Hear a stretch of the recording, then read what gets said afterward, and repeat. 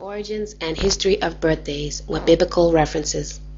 Birthdays have an ancient origin stemming from magic and paganism, similar to the origins of Christmas and Halloween.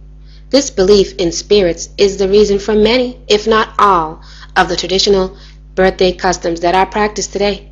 It was feared that evil spirits were particularly attracted to people on their birthdays.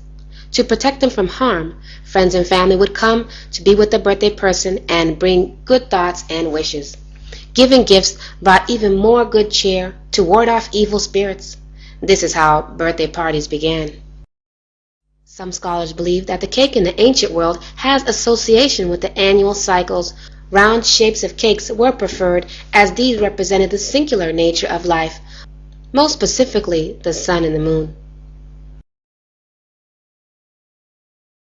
In ancient times, people prayed over the flames of an open fire.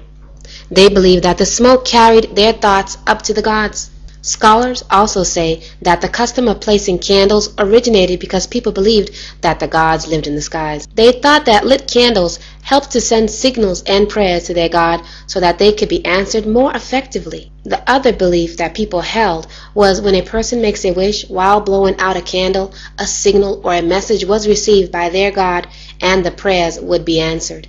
The tradition of placing candles on a birthday cake is attributed to early Greeks, who placed lit candles on cakes to make them glow like the moon. Greeks used them to take the cake to the temple of Artemis, the goddess of moon. In present times, too, people place candles on birthday cakes and a silent wish is made before blowing out the candle. It is believed that blowing out all candles in one breath means that the wish will come true and the person will enjoy good luck in the coming year.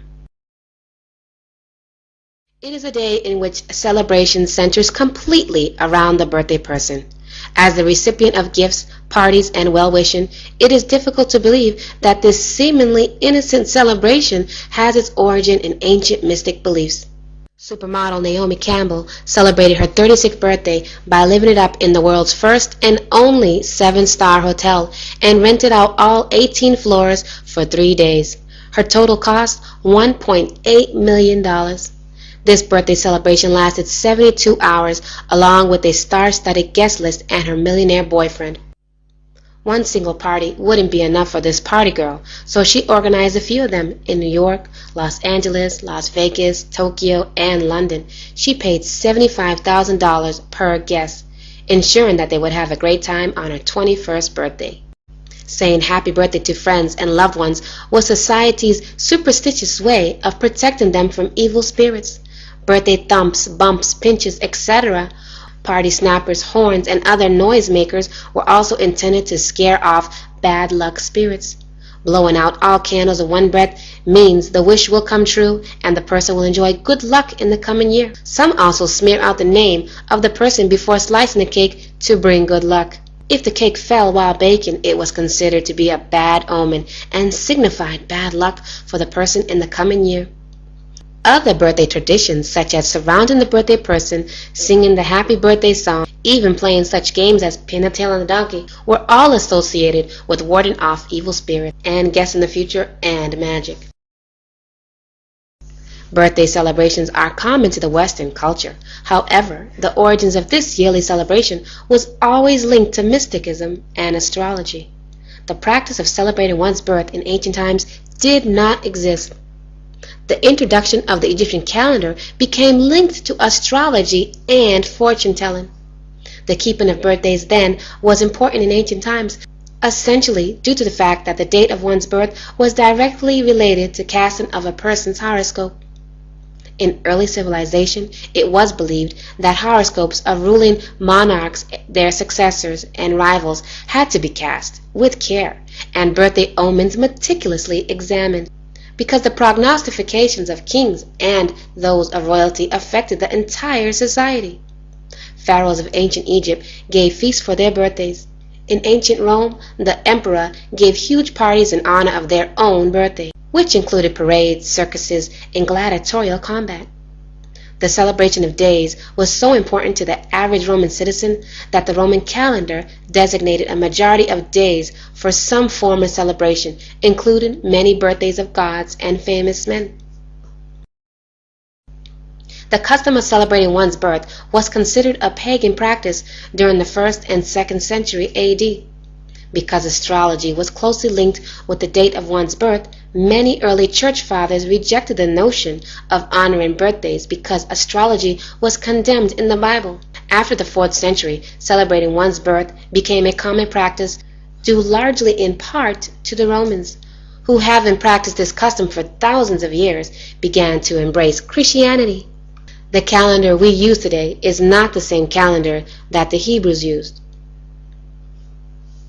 Our birthday, according to the Georgian calendar, is in fact our astrology date, because it does not fall on the same date as the Hebrew calendar every year.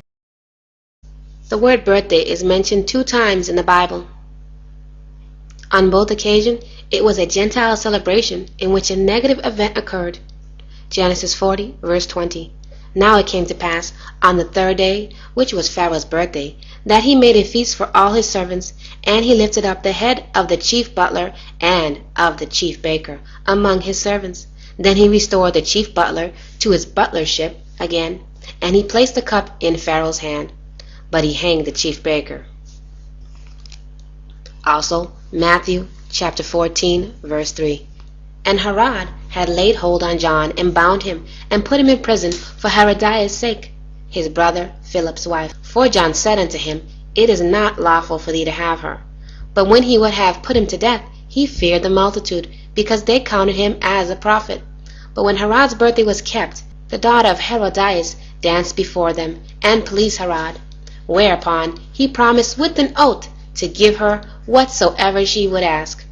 And she, being before instructed of her mother, said, Give me here John the Baptist's head in a charger. And the king was sorry, nevertheless, for the oath's sake, and them which sat with him at meat, he commanded it to be given her. And he sent and beheaded John in prison. And his head was brought in a charger and given to the damsel. And she brought it to her mother. And his disciples came and took up the body and buried it, and went and told Yahushua. Ecclesiastes 7, verse 1. A good name is better than precious ointment, and the day of death than the day of one's birth. Jeremiah 10, verse 1. Hear ye the word which Yahuwah speaketh unto you, O house of Israel. Thus saith Yahuwah, Learn not the way of the heathen, and be not dismayed at the signs of heaven, for the heathen are dismayed at them, for the custom of the people are vain.